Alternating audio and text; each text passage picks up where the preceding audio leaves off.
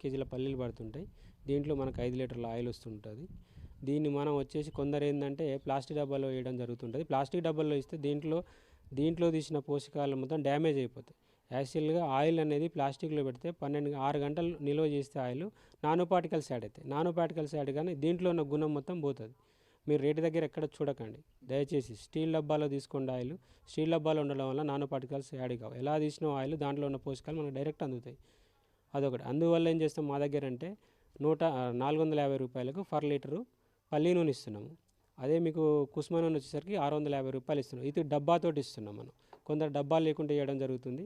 అదొకటి గమనించండి. ఇంకోటి వచ్చేసి నువ్వుల నూనె ఉంటుంది. నువ్వుల నూనె అంటే చాలా ఎలా అంటే సృష్టిలో నువ్వులు ఉన్నాయంటే ఎలాంటి జబ్బునైనా డిసీజ్ తగ్గిపోతుంది అది. మన నూనె 700 రూపీస్ ఉంటుంది. అది నూనె మన దగ్గర. అది కాళ్ళ నొప్పులున్నా, నడు నొప్పులున్నా, ఎలాంటి డిసీజ్ ఉన్నా దానికి కొన్ని ఉంటాయి. మీరు డైరెక్ట్ వచ్చినప్పుడు